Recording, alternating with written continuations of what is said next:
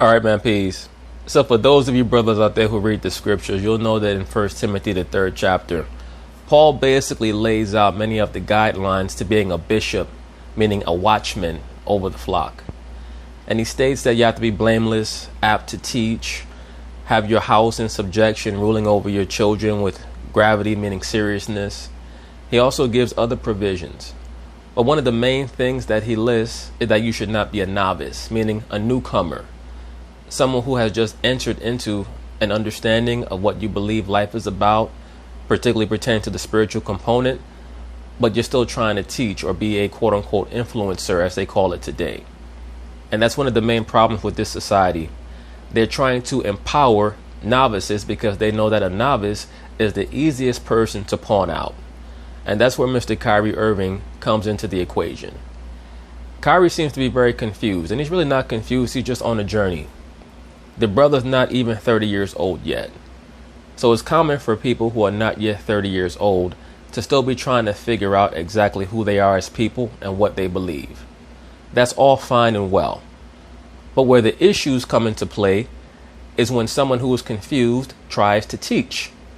That's why the scriptures also tell us that when the blind lead the blind, they both shall fall into the ditch. We see that Kyrie in one moment seems to be interested in the Babylonian Kemetic mystery school system. Now supposedly he's a Muslim. Who knows, next week he might reveal that he's a member of the Nation of Islam. Who the hell knows? Either way, Kyrie's growth should be private. But because the mainstream liberal media, particularly the mainstream liberal sports media, wants modern day professional athletes to believe that they're social engineers, this has encouraged Kyrie Irving to grow publicly. And all that means is that down the line, he's going to be perceived to be someone who's mentally unstable when he's really just someone who's trying to figure out what the truth is. So always understand, when you're trying to grow into the truth or into what you believe the truth is, it should be done in private, because that will stop you from being made privy to a lot of unnecessary jibes and insults that you might not necessarily deserve. Some people do deserve to be told what's really going on with them and that they should shut the fuck up. Others might not deserve that. Who Kyrie Irving is right now, we're not quite sure, but we'll see. At the end of the day, the truth always springs forth from the earth. He got into a little dust up a couple of weeks ago in a Saturday night game against the Lakers, where one of their players by the name of Dennis Schroeder, who's a cat from Germany, so-called black man, I'm not quite sure if he's a Hamite or a Shemite, decided that he was going to speak to Kyrie and use a certain colloquial term that often gets bandied about amongst so-called people of color, the term nigger. Now we know that we put an A or a UH on the end of it. Basically, it's like, nigga, what's your problem, man? What's going on? You okay? And Kyrie decided that he was going to take issuance with that because he's on his righteousness kick, or he's on his alleged path towards enlightenment, where he believes that that word is symptomatic of a problem that exists today in Western society, where, you know, many people believe that they've been able to change the meaning of the word or the connotation of the word, and he's not accepting it because he believes that the origin of the word was strictly meant to demean, quote unquote, his people. And that's part of the problem that I have with folks like Kyrie Irving and others who try to play the over-righteous card. I don't mind you having an issue with anything, any word, any person, any concept, but at least be knowledgeable about what you speak. And when it comes to the word nigger or nigga or negro or whatever permutation of the word or manifestation of the word that you prefer to utilize, it always amazes me the level of ignorance that people have that is often cloaked by their false outrage. They're so upset, certain people are, when that word is used. And really what they should be upset about is their own lack of understanding when it comes to word origin and derivation, because the word nigger is essential for those of us who are historians or like to do real research. It reveals many people from ancient history who were so-called black that we never would have known had we not known what the word nigger actually means, at least what it meant during the time of ancient Rome, which just means black. For those of you who don't know, that's what the word nigger means. It just means black. Now, it took on a negative connotation in the early 1800s when the so-called Caucasian came into the fullness of his power. But this nonsense about how black people have been able to flip the word and turn it into something positive or endearing in the modern day time is just not true. We've always called each other that word. From the ancient world, we use the term nigga. I'm not saying that it's something that everybody should accept if they don't want to be called that. That's not a problem. Certain people might claim that you only speak that way in the lowest form of yourself. If they want to believe that or adhere to that, that's their prerogative. My whole thing is understand where the word actually comes from before you get incensed. Because we like to give the so-called Caucasian so much credit for everything in history. We try to act as if he invented that word. He did not. The so-called Caucasian really has not invented anything. What they do is they take and they abduct and they contort and distort so that they can allege to be the creators of things that they did not create. But anyway, they're going to talk about it. I'm going to chime in. Okay, so Shannon didn't win any bets, but he did get that win for the Lakers. Let's talk about it. With no LeBron or AD, the shorthanded Lakers blew out the Nets 126-101 on Saturday night. Just over 2 minutes into the third quarter. Now, what this really was about, not only that Dennis Schroeder was giving Kyrie as good as he was getting, but it's very obvious that Kyrie Irving has an issue with the Lakers because he wants to conquer them. Because the person that he truly wants to defeat is LeBron James. And whenever he sees the Lakers, he thinks about LeBron James. I believe that Kyrie was pissed off because he thought that the Nets should be blowing the Lakers out. And he realized that the game was far closer than it should have been with him and Kevin Durant out there on the floor against a depreciated Laker lineup. And he was very tight and angry about that. And it came out in the form of trying to act super duper woke against Dennis Schroeder, who clearly was very confused. Dennis Schroeder and Kyrie Irving got into a verbal argument that resulted in both players being ejected. And don't come at me like that, bro. I'll tune your ass up out here. For both. And yesterday, watch your fucking mouth. Apparently, in reference to their exchange, Kyrie tweeted, quote, Yo, Kyrie be so bugged out, he even have KD confused. KD be like, what the hell's going on? I mean, shit, I thought I was emotional. Is a derogatory racial slur that will never... The N-word is not a derogatory racial slur, it's just a term that later on metastasized into a quote-unquote derogatory racial slur based on the context in which it was used. In the same way, you know, we can communicate and I can say, that's my nigga right there. That's my motherfucker right there. But then I can also say, I'm going to kill that motherfucker when I see his ass. And you understand, I mean two different things based on the inflection, based on the context.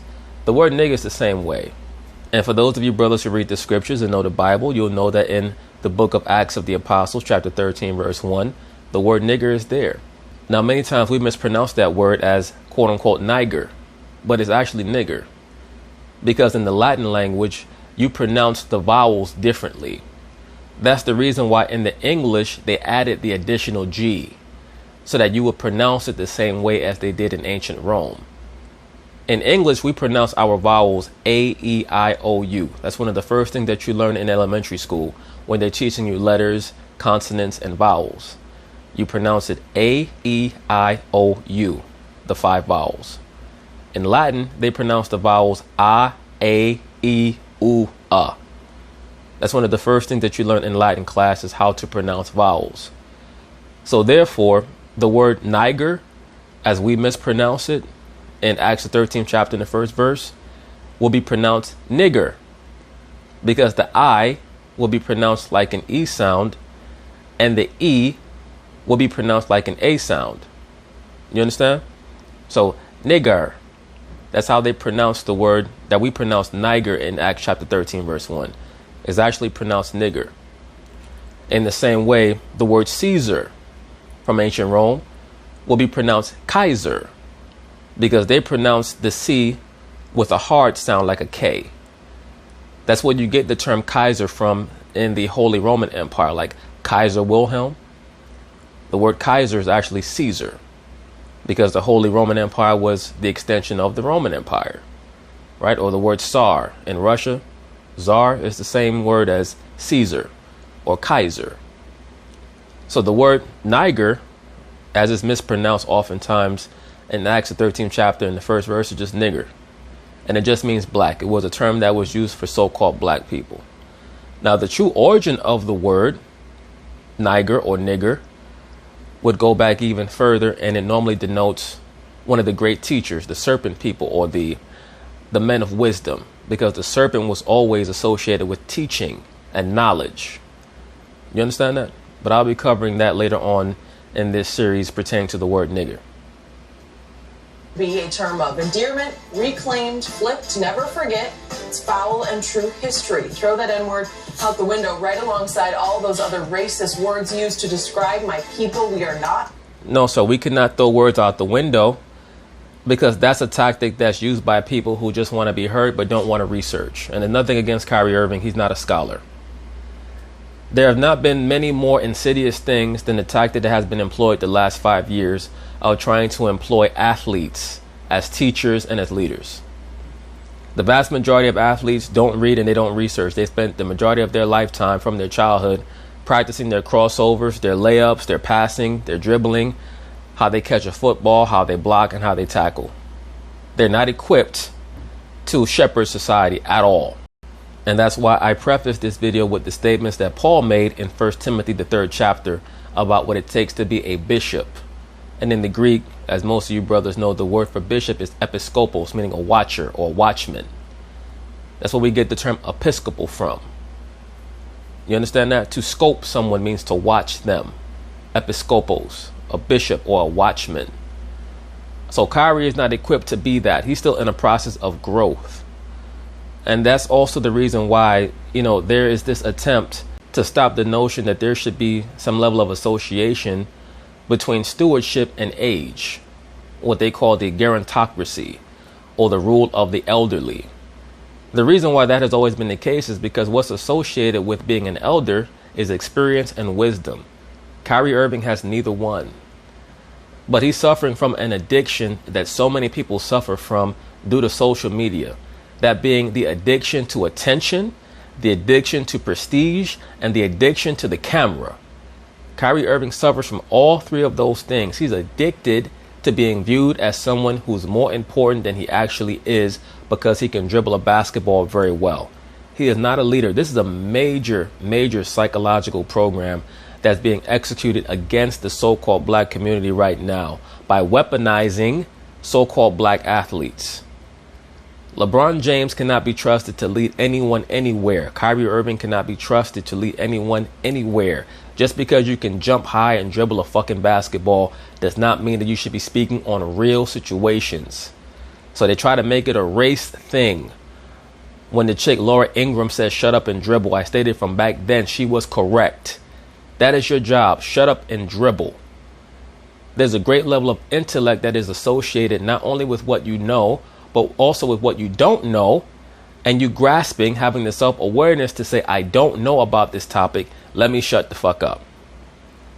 That is what made Michael Jordan so wise. He realized he was not equipped to speak on certain racial issues in this society, so he fell back. And many woke blacks are still upset about him to this day about that, because they wanted to use him as a pawn, and he would not allow himself to be used for their gain and to his destruction, because that is what would have happened. But Kyrie Irving is not erudite enough. He's not informed enough to teach about anything other than how to run a pick and roll and how to cross somebody over. That's it. They're not slaves or ends. So Shannon, are you surprised by the stance Kyrie took here? Maybe he's having an enlightenment. Maybe Skip, he's having an awakening. But there are times that Kyrie has actually used the word.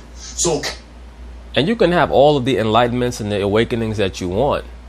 But once again, when you're in the process of growing, that's the time when you should be away from people, not when you should be trying to teach people. Because how do you know that you're saying the correct thing? Do you actually care about the impact that you're going to have on impressionable minds? Or are you just looking for your next fix of attention? Look at me. Would have more legs to stand on if he had never ever uttered that word. No, I disagree with that. Just because he's against the word nigger right now doesn't mean that he should never have said it. That's just something for a person who's petty like you to say because you don't like Kyrie. Like Shannon Sharpe is one of these guys who personally have a dislike of someone like a Kyrie or Kevin Durant, but he can't admit it on TV because basically what that will do is invalidate everything else that he says about that person. So he has to act as if he doesn't have a personal issue with those guys when he does. Anyone who has anything to say negative or contrary to LeBron James, Shannon Sharpe is going to come out full bore against those people, and he is going to develop a personal distaste for them. But no, just because Kyrie Irving has used the word nigga in the past doesn't mean that he does not have the right to be against it now. What makes him incorrect is that he's wrong about his information. He has uttered that word. Absolutely, okay. He's uttered that word. Now, has he done so publicly, or no? It's basically like in a game, in competition. You know, that's what he gets uttered. Okay. To give you a little backdrop, there in the history of time, there've always been groups of people that use words that, if used outside of that group of people or community, would be derogatory, would be a slur. The blacks, we use the N-word. Gay and lesbian, they use words to describe each other, talk to one another. That was someone outside of that community were to say that. Women do it a lot.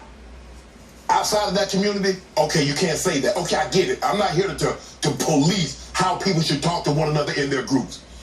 Shannon is so fucking confused. There is no such thing as the woman community. There is no such thing as the LGBTQ community.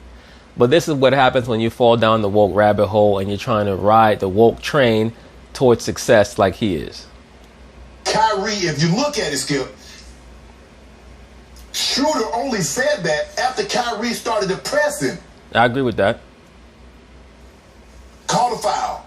Schroeder was like, he been doing this all night.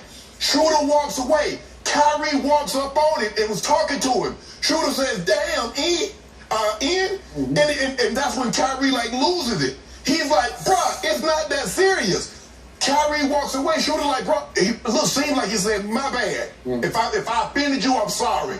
And he kept it going. It's bigger than that. I agree with that. It was bigger than that. It wasn't just about what Dennis Schroeder called him. It also was because he was upset that the Nets were not playing as well as they should have been playing. That game was either going to come down to the last couple of minutes, or maybe the Nets would pull away late. But I think that Kyrie was very frustrated by their lack of proficiency on offense and defense in that game. They were getting dominated by Schroeder and also by Drummond. And I think that it made him a little bit insecure about how that might fare later on down the line, because he wanted to send a message to the Lakers and especially to LeBron, who he still has a beef with, whether he wants to admit it or not. Skip, we've seen situations where people they got into a fight over a piece of chicken, or they got into a fight over an Xbox. What? A piece of chicken? That might have been the straw that broke the camel's back. Yeah. But there's something that led up to that. Agreed. And so, whether Schroeder was giving Kyrie that work in the game? Yeah. Maybe. But Kyrie, over the last year and a half, since the George Floyd, has become a different person. No, Kyrie has been on this journey from well before George Floyd, Shannon Sharpe. So let's stop that. But the reason why Shannon Sharpe and so many of these other woke people in the entertainment industry consistently try to make George Floyd the 0 point or ground zero for these transformations or transfigurations is because they understand what George Floyd represented. That being the sacrificial lunar bull for proverbial Mithras, that being Derek Chauvin, which initiated the new changeover in society, the transforming of society after that ritualistic sacrifice. But they would proceed to utilize as much chaos as possible to bring about their own new order. That's what the significance was of George Floyd's removal. That's the ground floor of the new society. Welcome to Happytalism, or the promotion of the quote-unquote God Happy, the age of Aquarius, the horn god, the Joker god, as the new archetypal figure for worship. From here on out, everything is going to be different. We're going to promote transgenders. We're going to promote women over men. We're going to promote the diminishing of the masculine principle as much as possible. I have no problem with that. But I think the thing is that I thought he tried to press Schroeder and took it further than what it really needed to go. You don't want to be called that. I get it. I play professional sports. Use that word talking to my team, some of my teammates, and some of the other guys on the other team. So if they say, hey, bro, okay, fine, no problem. Ain't got no problem with that. But for someone to look, if you say you don't want me to use the word, okay, we done with it. But don't come try to press me Because that's not gonna go well. You said you didn't like it. Okay, I'm fine not using it towards you any longer. But this something is going on with Kyrie. I've said many times, particularly pertaining to people like Kyrie Irving and Kawhi Leonard, it would not surprise me at all if you see them retire, quote unquote, early. Kyrie's definitely not someone that I see playing professional basketball into his mid-30s. I could definitely see him retiring at 31, 32 years old. Would it shock me if he retired this year? Should the Nets win the championship? No, it would not. Not at all. That made him go overboard what was really necessary in that situation, Skip. And it kind of marred a game because, Skip, you already minor starred. No AD, no James Harden, no LeBron. Maybe that's the reason why he kept going. Maybe he wanted out of the game. Once again, Kyrie is not trustworthy psychologically. I mean, what's going to happen? Game 6 of the Eastern Conference Finals, Nets down 3-2 in Philadelphia. But the day before, some black kid got tased by a cop and died from a heart attack. And Kyrie decides that he's not going to show up for the game. What's going to happen? Game 5 of the NBA Finals. Series tied, 2 games apiece. They're going against the Lakers or the Clippers. And Kyrie decides that he just can't do it because a black woman got pushed down a flight of steps by a cop. Like, and now basically you're down to Kevin Durant. Come on, officials. We got to stop with this double technical stuff. And I got Kyrie started to flip. He started the officials trying to calm him down. He like, get your hands off. Yeah. Skip, I get that. But we got to be careful kicking these guys out, especially in a game like this. Because you're on national television, Skip. Ain't nobody... I think the ref got scared. I think that he didn't quite know what the hell Kyrie was so upset about. And he said, let me get him out of here because the way this is going, a fight is going to happen. Unless you're a die-hard Lakers fan. Skip, you're not watching that game. Not minus AD. Not minus LeBron. You're not watching. Well, I have news for you. There are not many people watching NBA games, period, this year. Because of what your boy LeBron James has done to the perception of the league and what Adam Silver has assisted him in helping the perception of the league develop into. So the NBA has to figure out where they're going to go from here because they have a very problematic image issue. James Harden and Kyrie. And KD only with minutes restriction. So I thought Kyrie overreacted. He made his point. Don't call me that. I think it's derogatory. I think it's divisive. I don't want to be referred to in that term. Okay. It's not divisive. It's just that he's ignorant to the actual origin of the word. But it's very common for woke people to either not do any research or to just do enough research to corroborate what they want something to mean. What you'll find when you interact with people who are woke and you delve into deep research, they become disinterested. Most woke people don't want to know about real history further back than slavery, because if you go further back than slavery, now you're detaching from the victimization and the self-victimization agenda that they're obsessed with. So once you move past that, they pretty much tap out. Kyrie now is allegedly a Muslim, so I wonder how that's going to tie in with his infatuation with ancient Egypt. Shooters looking at him like, bro, I'm sorry, bro. Is that serious? I mean, so I thought Kyrie overreacted in that situation. But he's gone through an enlightenment or an awakening where he sees the world different. Allegedly, he has. I have no problem with that. But I just think in this situation, Skip, I think he overreacted. Make your point and move on. Okay. My turn. I have discussed this concept on TV for many years on this show and the other show that I used to do at ESPN. I'm going to start from the start.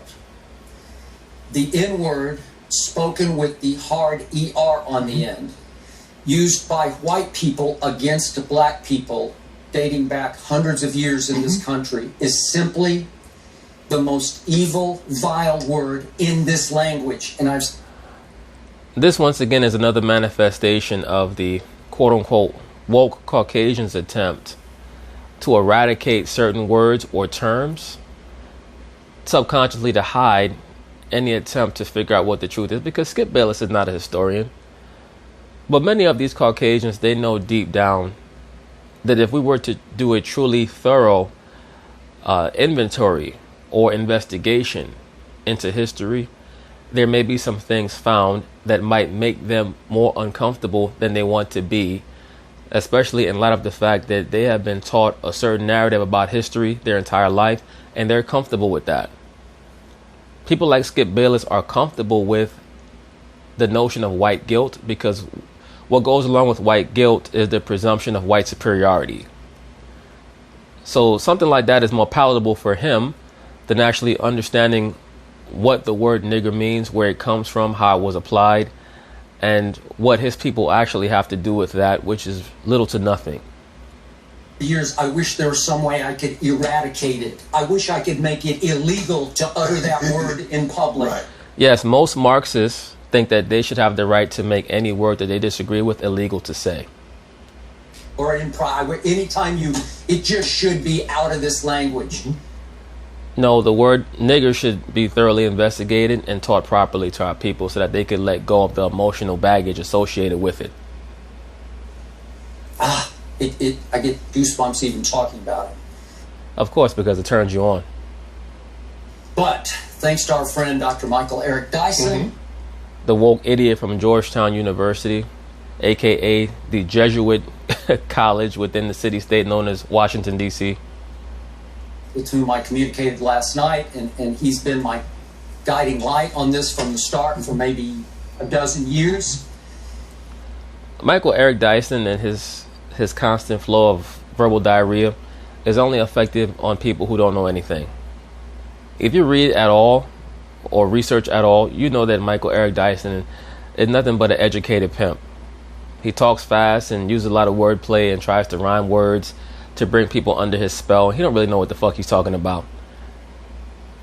He pointed out to me that the black community over time has taken that vile, evil word and drained the poison out of it. Once again, so-called black people use the word nigger from the ancient world to speak about each other, from ancient Rome. It's not anything new that happened. Like, you know, it wasn't like we just started calling each other nigger in the 1850s. By putting an A on the end, as you well know, instead of that hard R. And that word has become, you could call it a term of endearment within your community. Yes. Maybe just a term of familiarity, as in we're all in this together. Right? That's how I feel it. And I've worked with several black commentators, most notably you. And I believe you've told me on the air here that, yeah, you use it occasionally. Yeah. Hell yeah, Skip Bayless. I love it. No, you my nigga. My friends, absolutely. Yeah. I mean, soon as we pick up the call, what's up, Ian? They say, hey, what you doing? Got it. Same for all the others I've worked with. Yeah. Stephen A. Smith, Michael Wilbon, it's very commonly used. I don't know if you call it endearment or just familiarity. It's just a colloquial term that's used between so-called blacks, formerly known as so-called Moors, all the way to the ancient world. Skip Bayless, I know that you're infatuated by it because for whatever reason, all other nations of people are overly entranced by how so-called black people communicate with one another, as well as various other components of our culture or manifestations of our spirit or what have you. But it's just another thing that we say, do, or use according to our whims. And there's nothing inherently negative about the word. Now, contextually, can it be off-putting or toxic? Of course it can. Just like every other word. I don't know, but whichever it is, there's also a school out there, and you can call it an old school. Yeah. And that school of thought is the Kyrie school of thought that he posted. And I was unaware that he was in that school of thought because I have to believe Kyrie's been called that or referred to as that by many, many black players down through the years that he's played in both pro, college, and all. I guess I should include AAU, right? Yes. How many times has he heard that on a basketball court? Thousands? Thousands. Yes. Right? Yes. So why now? Why pick this time to go public with this? Because that was a shock. I could have missed one, but it's the first current athlete that I'm aware of who went public with his disdain for the use of that word from black to black players. Because I couldn't understand, Skip. I tweeted Why did Kyrie get so upset? I didn't know why he got upset. They called a foul on him. Shooter said, like, he's been fouling me, and he kept. So I didn't understand why. And then as it started to slowly trickle out, and yesterday you can read Shooter's lip, what he said. And Kyrie, like, don't call me that. And Shooter, like, okay, you know, even left, Kyrie's walking away. Shooter's looking at it like, okay. That's serious? So. Is that serious, nigga? What'd you say? You heard me. You about to get kicked out the game anyway. Kiss my ass, nigga. That old school group, that old school of thought, for me, dates back to my friend John Wooten. You know John? Yes. For years and years, he was the head of the Fritz Pollard Alliance, oversaw the Rooney Rule for the National Football League. He just recently retired from that position. Yes. But John is 84 years of age and dates back to the Jim Brown years in Cleveland, and he blocked for Jim Brown, was an all-pro guard for the old Cleveland Browns. Correct. And was a driving force behind the Ali Summit that we've referred to so many times, in which all the star power of the black players gathered in Cleveland. 67. Yes, in which Bob Arum, the former promoter of Muhammad Ali, came on you guys' show and detailed to you diligently how the so-called Ali Summit was simply an attempt on his part to convince Muhammad Ali to submit to the United States military draft, and that he was just using those athletes to convince Ali to do so, and that he paid them to come to the quote-unquote summit to speak to Ali and find out where his head was at, to help him understand that it was in everybody's best interest to join the U.S. Army. So I have no idea why Skip Bayless keeps trying to maintain this bullshit facade about the so-called Ali Summit, other than the fact that he's suffering from cognitive dissonance, which is very common amongst Marxists. Remember, it was Kareem, it was Jim Brown, who am I forgetting? It was just a cavalcade of black stars, yes, it was. Yep. To support Bill Russell. I believe Bobby Mitchell was there as well. In his draft stance. Correct. So I've spoken to John for years about this, and he is as old school as you can get. He said, I don't care what you did to that word, it's still that word. Right. Yes, because he's another older Negro who is not informed. And that's very common amongst our people. They think that they can empower their ignorance through emotionalism. I'm so invested emotionally in the destruction of this word. I don't care how much empirical data you show me. Because their true goal is to guilt trip the Caucasian into loving them and treating them as so-called equals. So they're not going to let the truth get in the way of a good narrative. And that's really the mental illness and the psychological disease that so many of our people suffer from. Where they think that if they destroy certain aspects of history, it's going to help them get closer to the so-called Caucasian who they worship as a god. They can hide it behind all the fake pro-blackness that they want to hide it behind. There's no such thing as black.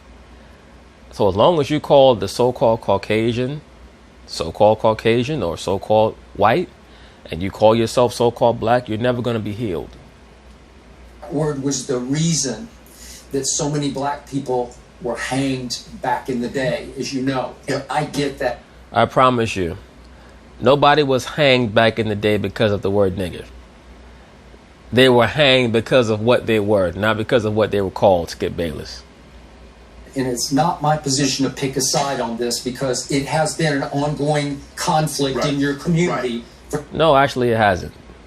There has not been no major issue revolving around the word nigger. There are a lot of other major issues that permeate the so-called black community. The controversy over whether or not to use that word is not one of them. Years and years. Especially, Skip, we hear a lot about... This show is badly in need of a third contributor. Desperately. Someone who is not super liberal, because all these guys do is just agree with each other for 20 minutes whenever it comes to these type of topics. And they need another person who's intelligent and informed to truly show them how silly they are. But that would never happen, because television is about programming. It's not about information or elevation. It's just about programming. Jim Crow. But John Wooten grew up in Jim Crow. Guys like Congressman Jim Clyburn from South Carolina. Yep. If you grew up in that era, I think it hits a little different. Not quite. My father grew up in Jim Crow South. Now, he's not from the deep South. He's from Virginia. But, I mean, it was very common back then to use the word nigga. It wasn't that big a deal. I mean, where do you think we learned it from? Like, people act like so-called blacks just started using the word nigga as a colloquialism during hip-hop. That's not true. We've been using that word as a colloquial term in the modern day time from the 1700s and really going all the way back to the ancient world. It's nothing new. I was born in 68, so I'm getting out of the tail end of it, early 70s, it was still, but it wasn't like the 50s and the 60s, smack dab in the heart of the civil rights movement. Yeah. So they viewed that word, and I have no problem with that. They viewed that word completely different than the new guard. Believe me, no, they don't. Stop speaking for certain generations. Just because someone's old does not mean that the reason why they're against the use of the word nigger is due to their age. It's just that that's their preference. In the same way, Kyrie Irving, he's not even 30 years old, and supposedly he has a stance against the use of that word. And it has nothing to do with what time period he's from. That's just his own personal preference. Guys and gentlemen and women do. All right. Muhammad Ali was born in 1942. He used to use the word nigger all the time. So it surprised me that a new schooler like Kyrie... Shit, Martin Luther King was born in 1928 or something like that, and he used to use the word nigger all the time. All the time. When he was off camera. Public with this stance, although we know Kyrie can be a contrarian, he can be a different kind of thinker. Yes. I think he has extremely high IQ. Yes. Some of his ideas are way out there to most people. This is not what... I don't think that Kyrie's ideas are way out there. I just think that he's someone who goes on flights of fancy. And once again, his real problem is that he suffers from an addiction to attention. He's bought into the notion that because he's a popular figure, that means that he should be qualified to impress his views on others. And that's very dangerous. No. Because as Dr. Dyson said last night, Kyrie's position is one that more than a few black folk hold. Yes. You know that? Yeah, absolutely, Okay. absolutely. So he's on very solid ground. Yes. Okay. And yet, Dr. Dyson also added to me another layer of complication is that there is often an unstated tension between U.S. and foreign-born black players. Well, I would agree with that. I wouldn't say just U.S. and foreign-born black players. I would say U.S. and foreign-born so-called black people, period. That there is a certain degree of tension there.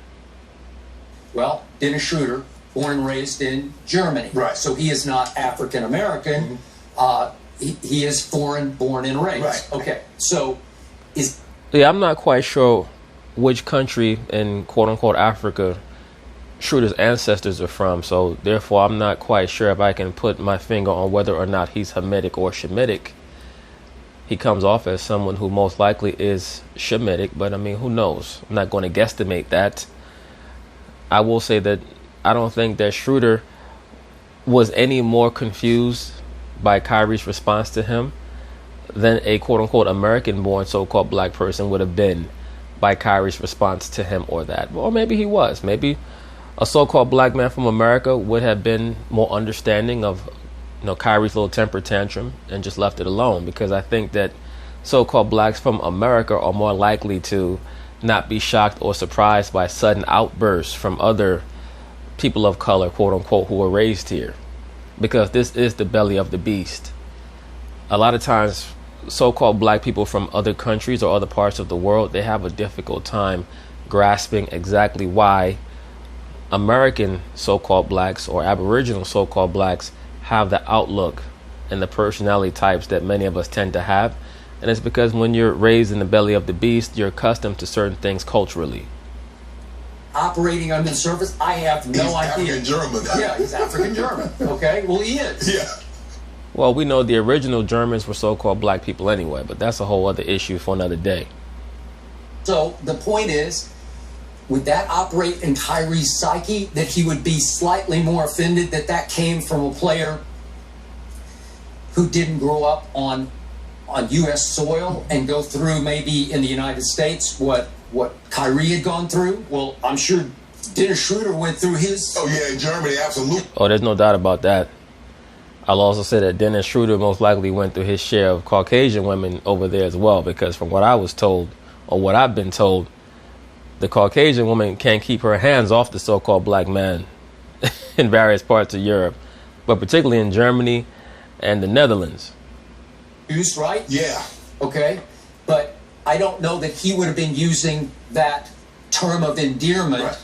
ending in A. Right. I don't know if he'd been using that a lot in Germany until he got to the United States. Because guess I will guarantee you that he has.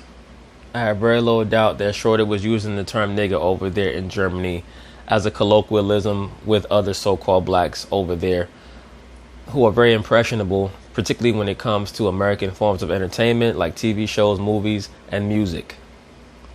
he comes in and he plays an American sport in America, and guess what? That's the way the other blacks talk. So he's like, I'm black. Okay. Hey, let me get I want to be a part of the group too. Let me use it. Okay. And he's been playing, what is he, 7 years Yes. in? So, Yes. okay. So he's pretty steeped in it. Yes. So I would ask you as a player, if you were referred to as that term in the heat of battle Right. by someone who grew up in Germany, would that be slightly more offensive? I doubt it. To you, No. it would be. Nah. Okay. No, All right. it wouldn't. Could it be operating with Kyrie? I don't Maybe. know. Skip, it's hard to tell what's really operating with Kyrie, but just what we do know. Since the George Floyd, he's been a different individual. Yeah. He's been different way before George Floyd, Shannon Sharp. Now, if you want to make the case that the situations that transpired in 2020 have caused a ratcheting up of Kyrie's wokeness, you can make that case if you want to.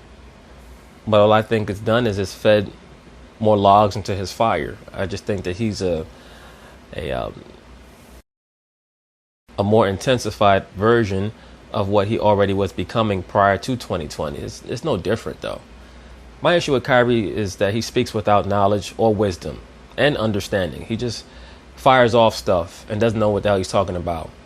And he's in the midst of a transition and a transformation, but he still wants to teach. He's a novice. He doesn't know what he's talking about. So he needs to be quiet. I've yet to hear Kyrie Irving speak on one situation where he showed any level of mastery. He seems very inept in what he's trying to do, but maybe there's a competition factor there that he wants to outdo LeBron or whoever, or show that he's more woke. I have no idea. But he's making a fool of his damn self. And it's only when you're knowledgeable about things that you know truly when someone is making a fool of themselves. And when it comes to this topic of the word nigga, I mean, it's honestly nothing to be that offended about if you understand the true origin of the term, especially in consideration of who it was who said the word to you and in what context it was said to you. Both emotionally, physically, psychologically, you can actually see the changes, the metamorphosis that he's gone through. And I have no problem with that. I think we should grow. I think we should evolve. And so he's looking at it and says, yes, I've used that word. But since I've become more enlightened, since I've become more educated, I've awakened, to use the term woke, I don't want to be referred to that. I want other people in my community to stop referring to one another in those terms. That's never going to happen. That's been a topic of conversation for many decades. And I think that people should spend more time trying to be the person that they claim they want others to be, rather than worrying about what other people are doing, as long as they're being constructive members of society. When it comes to the nuances and trying to force people to be who you want them to be in every single way, you're only wasting your own time. And most people who utilize their time or misutilize it in their fashion are missing out on what they should be doing within their own households. Many people forget that Kyrie Irving is a father. And by the way, I believe the mother of his child is a so-called Caucasian woman.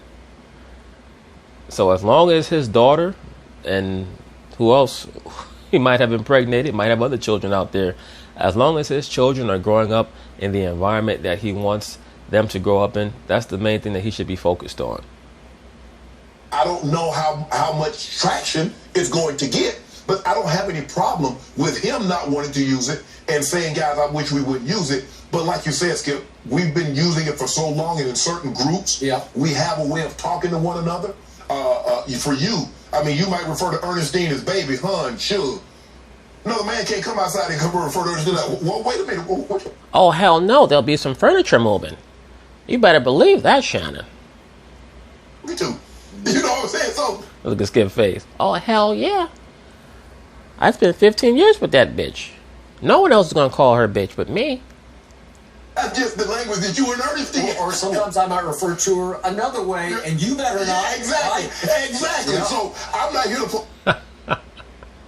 Skip let it be known sometimes he called Ernestine out of her name. Look, bitch. Yeah, I had to work late. I'm researching something for Shannon, okay?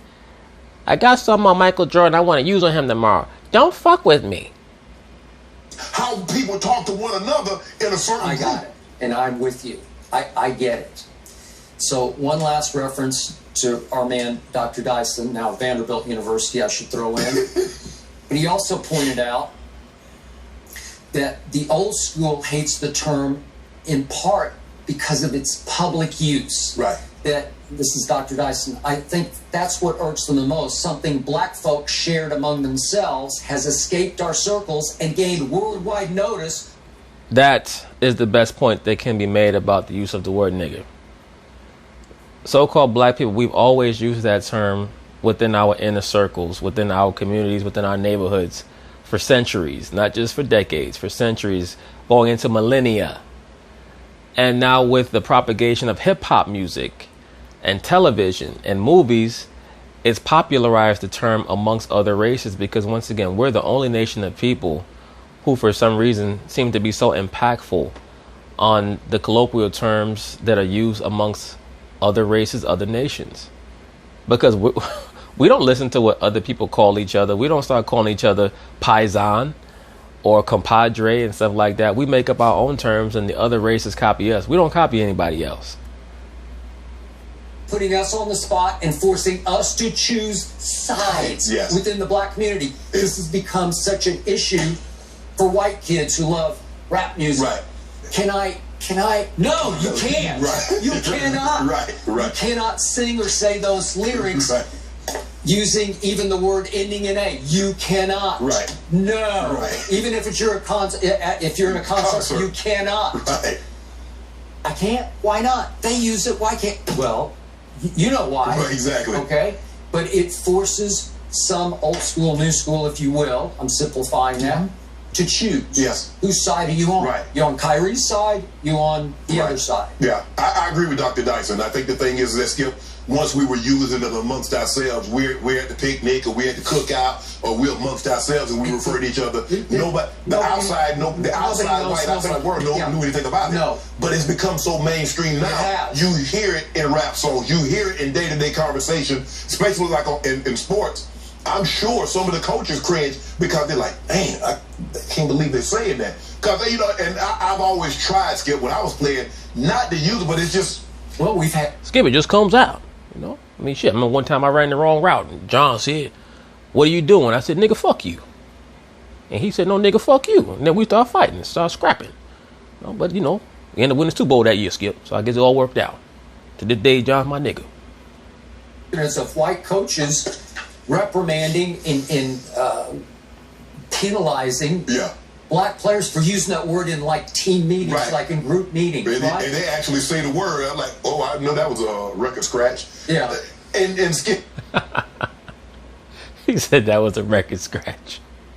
I think this incident marred the Lakers' best win of the season because it overshadowed. Yeah. I don't think it did.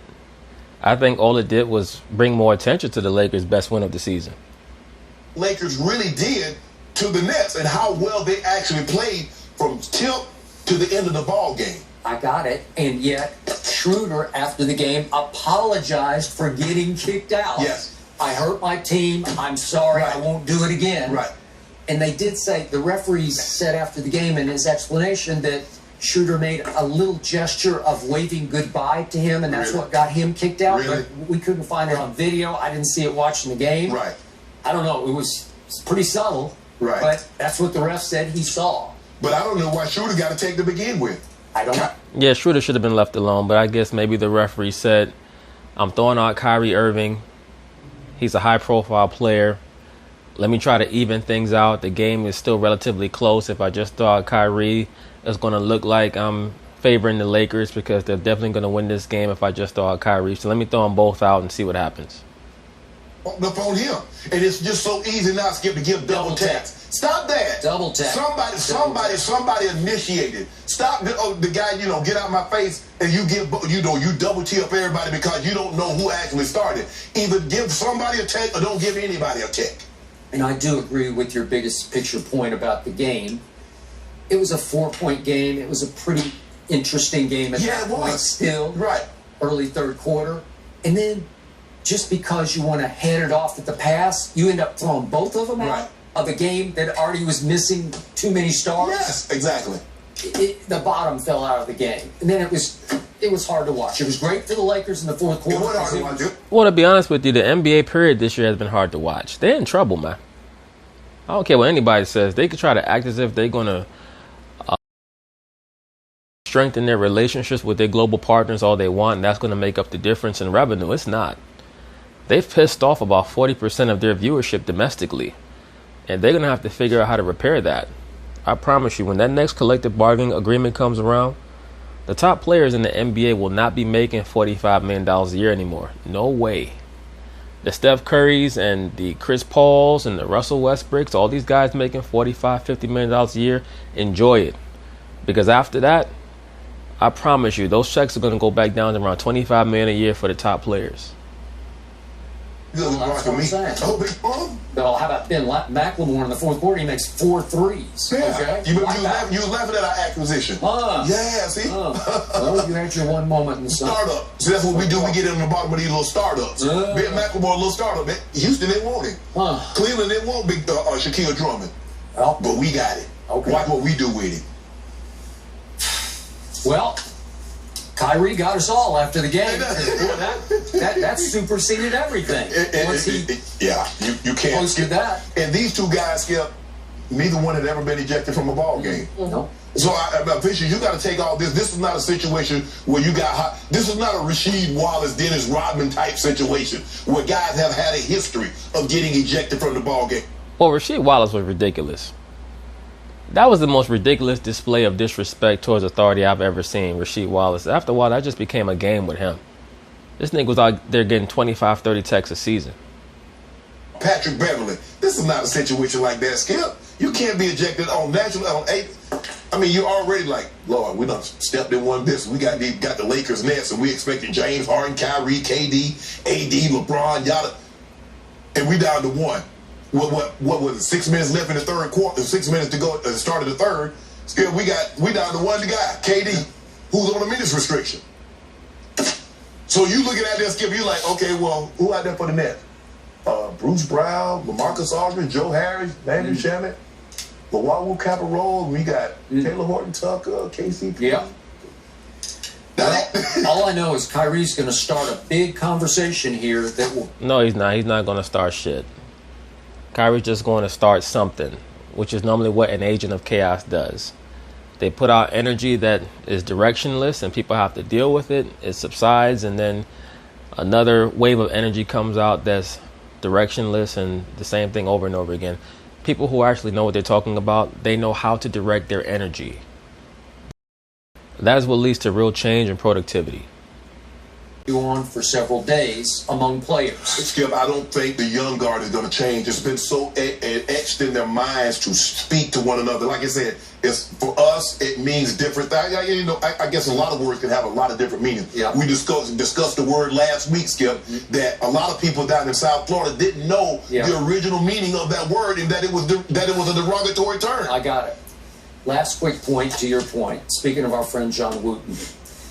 He did push back in 2015 ahead of the NFL season for a new point of emphasis on that word spoken black player to black player during games, the one ending in A, the term of endearment. Okay? And he wanted referees to lock in, to focus on, if you hear that word, I want a 15-yard flag because I can't stand that word. That seems like an abuse of power to me.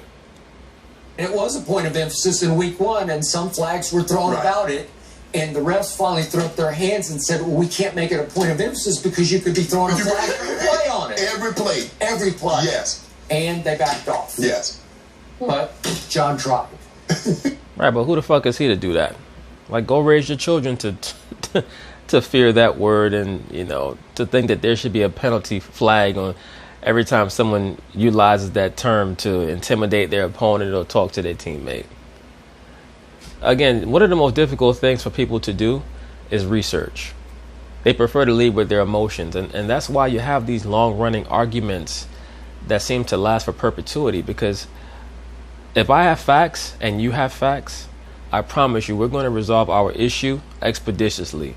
If I don't have any facts and you don't have any facts and it's just about feelings on both sides, it's going to go on until Christ comes back. Your point, it's so etched now in, it's just part of it.